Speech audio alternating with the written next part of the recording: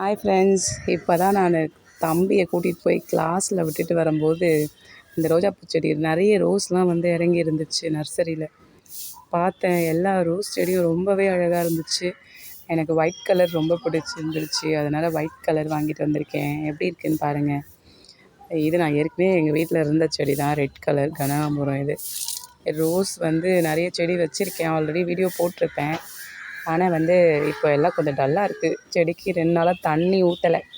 அதனால் இன்றைக்கி போயிட்டு இந்த பூவை பார்த்த உடனே எனக்கு அவ்வளோ, இது ஒரே செடி தாங்க. இது ஒரு செடின்னு சொன்னால் நம்புவீங்களா?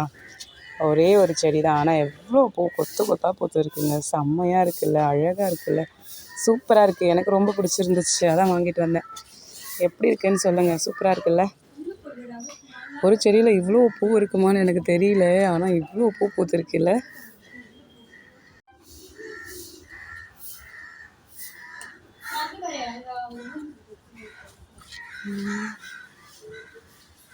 ஹாய் ஃப்ரெண்ட்ஸ், வாங்கிட்டு வந்து இப்போ தான் நட்டு முடித்தேன். பேக்கெலாம் வாங்கிட்டு வந்தேங்க. இந்த பேகு 80 ரூபா ஒரு பேக். இந்த செடி வந்து 50 ரூபா. பட் இவ்வளோ பூ பூக்கும்னு நான் எதிர்பார்க்கலங்க. 50 ரூபாய்க்கு தாராளமாக வாங்கலாம் போல்.